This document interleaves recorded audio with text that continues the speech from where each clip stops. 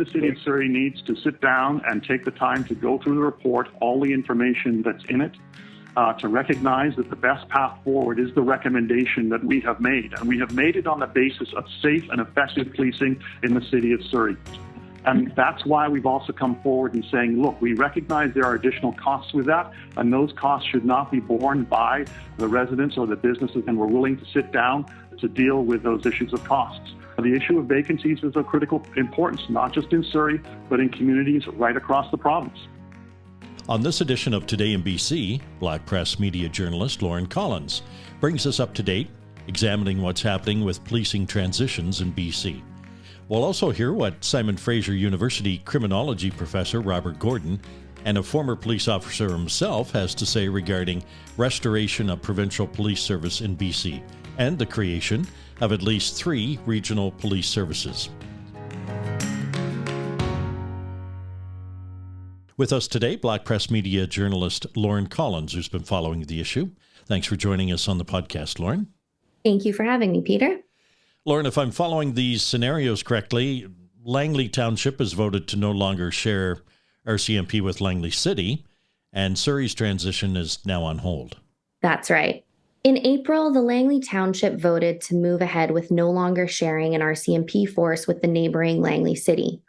The 2 lower mainland communities have shared a force since the mid-1950s, and while the township isn't considering a municipal force, Mayor Eric Woodward said in an announcement in May that it's about investing in public safety, noting that the township and city's funding for more officers don't align. That's something that Public Safety Minister and Solicitor General Mike Farnworth said repeatedly when announcing the province's recommendation that Surrey continue on with its policing transition to the Surrey Police Service. Everyone needs to be safe in their community, regardless of where they live in BC. As Solicitor General, it's my duty to make sure that the decision on the transition ensures public safety, not just for the people of Surrey, but for everyone in British Columbia. The path forward provides secure policing that people can count on now and for the long term. The best way to ensure public safety and to put this difficult time behind us is with a municipal police force in Surrey. I am recommending that the City of Surrey continue with the transition to the Surrey Police Service. The province is ready to sit down with the City of Surrey to provide financial support so we can finally close this chapter of confusion and uncertainty. When someone calls 911, they need to know that a police officer will be there to help. Now is not the time to put policing levels at risk in any community, in Surrey or anywhere else in BC. The people of Surrey have been through enough. The path we are recommending is safer for all regions of the province, safer for the people of Surrey, and with provincial financial support, will help prevent them from paying more. I understand following Langley Township's decision, Minister Farnworth was asked if now is the time to be starting that conversation towards regionalization. Yes, Farnworth said he knows it's very much a topic of discussion, and there's been a significant amount of work and consultation involved with local governments, whether it was on the Lower Island or Metro Vancouver. Farnworth talked about recommendations from the All-Party Special Committee on Reforming the Police Act, which released a 96-page report last year that included 11 recommendations to transform policing and community safety. It added that BC's patchwork of RCMP and municipal forces should transition to a new BC Provincial Police Service, amalgamating police services on a regional basis. We are working on changes to the Police Act, which I have announced. The first phase of those will be in place this fall. But I also want to take this opportunity. I fully expect that the RCMP are going to be policing large areas of this province for a considerable amount of time to come. So, Lauren, there's been lots of discussion if it is time for BC to make the move to a provincial police force. Well, at least one policing and public safety researcher thinks the latest decision by government is a missed opportunity to do just that. I had an opportunity to speak with Simon Fraser University criminology professor Robert Gordon, a former police officer himself, who has been following Surrey's nearly 5-year policing transition. He says the restoration of a provincial police service in BC would do very well in settling some of these issues.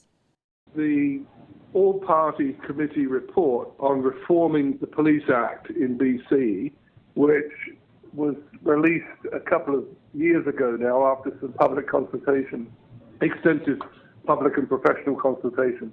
That all-party committee was unanimous in its recommendations that, amongst other things, a provincial police service to replace the RCMP, coupled with regional police services. So the provincial police service would cover the whole province, but not be separate from the provincial police service. So you could, as a big municipality, 5,000 plus, or whatever number you wanted to pick, you could contract with the provincial police service.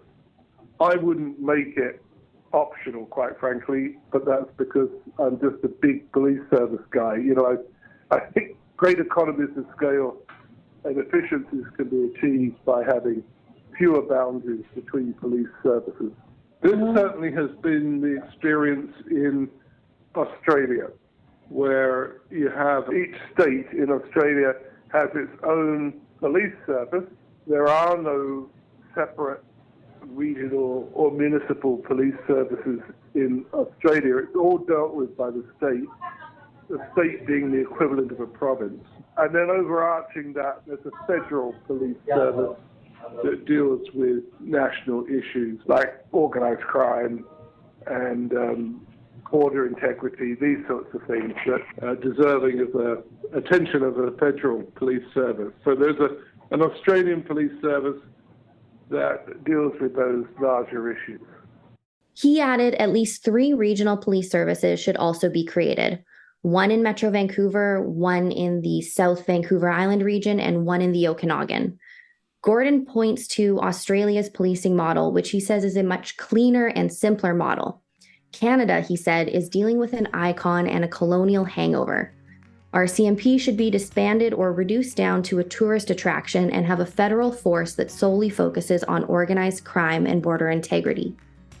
When Today in BC continues, more on the Police Reform Act, financial incentives from the province for Surrey, and the RCMP comment on vacancies.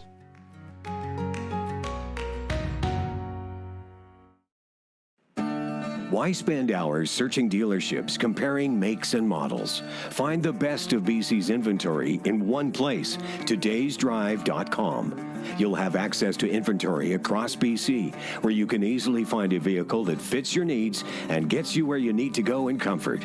Get in the driver's seat. Don't miss out on the many options we have available for you. Powered by Black Press Media, todaysdrive.com connects you with exclusive new and used car deals. Hey, it's the Moj, Bob Marjanovic. Join me on the Mojon Sports Podcast on Black Press Media at todayinbc.com. Listen into conversations with well-known athletes and celebrities as we look behind the scenes at these successful people. Listen in to the Mojon Sports Podcast on todayinbc.com. You'll also find the Moj on Sports Podcast on iTunes, Spotify, Amazon, iHeart, YouTube, and Google Podcasts, as well as mojonsports.com. I'm Peter McCully. Today in BC is a Black Press Media podcast. Lauren, while Farnworth said it was one of the most difficult decisions he's ever had to make, the recommendation to stick with the Surrey Police Service is not binding. Yes. When Mike Farnworth made the announcement that Surrey should continue with the transition to the Surrey Police Service, it came with a financial incentive.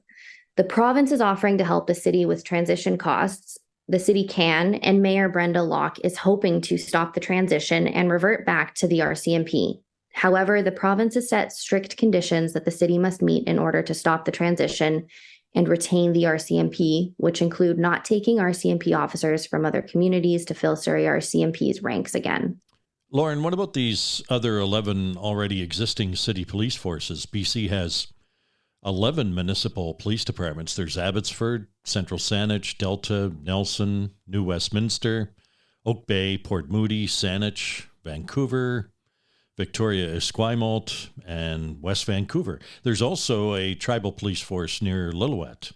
Yes, the Police Act Reform Committee recommends a new provincial police service, but gives communities an opportunity to choose from a municipal force, like Surrey, or contract the provincial police service.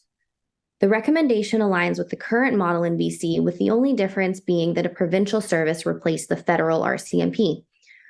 When I talked with Professor Robert Gordon, he said big municipalities could use contracts with a provincial service, but he doesn't recommend making that an option. One of the things that needs to be sorted out is what's called scope of practice. So, what exactly is it that lies within the domain of a police service? Doesn't matter if it's regional or provincial. What lies within its domain and what does not? And certainly responding to emergency calls is something that is shared by all public safety services. And in fact, there's an argument to be made for dropping the word policing, which suggests that a body is parachuting into an area and is going to regulate the population, dropping that in favor of public safety services. The reason for that is very clear. And in fact, the current government is already referring to police and public safety services as a branch of the Ministry of the Solicitor General. They changed the title quite quietly about a year or so ago. That makes a heck of a lot more sense. So that takes the sting out of the concept of police and policing when you're talking instead about, and in a progressive way, talking instead about services that ensure public safety in all its various forms. I mean, in many ways, the emergency services system that we have, it duplicates itself. So you get fire departments turning out to a variety of emergency calls, which turn out to be calls that actually require an ambulance personnel, rather than rescue services. It's a bit murky, and I think, that needs to be sorted out. But at the moment, there are lines drawn between the different services, and that prevents a more coherent approach to meeting the needs of the community for public safety purposes. Minister Farnworth's comments came despite him continually repeating and pointing to 1,500 RCMP vacancies across the province as part of the decision for the Surrey Police Service. Perhaps you could expand on that issue for us, Lauren. Yes, Surrey has some strict conditions it must follow if the city chooses to stay with the RCMP, but the worry is that the RCMP officers could be poached from other detachments. So one of those conditions is a restaffing plan that doesn't prioritize the Surrey RCMP over other BC RCMP vacancies and resourcing needs. That being said, in order to reach the full complement in Surrey, about 160 regular member positions need to be restored. The RCMP have significant recruiting challenges right now. And with 1,500 vacancies across British Columbia, we cannot afford to make it worse. The Director of Police Services report makes it clear that backtracking to the RCMP risks reducing police presence in other regions. Moving backwards to the RCMP in Surrey could come at the cost of staffing positions elsewhere in the province. Mayors and Indigenous leaders of RCMP police communities have expressed concerns about RCMP resourcing, and they have said they cannot afford to lose any of their officers to Surrey. Communities such as Richmond, North Vancouver, and Chilliwack have reduced police presence that risks impacting public safety in the entire region, including in Surrey. But also, let me be clear, my support for the RCMP in this province is unwavering. RCMP officers on the ground across British Columbia protect our communities each and every day. Lauren, what do the RCMP have to say about all of this? The commanding officer of E Division, Dwayne McDonald, said in a follow-up news conference that the 1,500 figure isn't entirely accurate. He said RCMP experienced a significant downturn at the RCMP's training center depot during COVID. In regards to the 1,500 figure that Minister Farnworth kept repeating, McDonald said that isn't entirely accurate. About 1,000 of those vacancies are people who are on leave, whether that be maternity, medical leave, while about 518 are hard vacancies that they haven't been able to fill yet.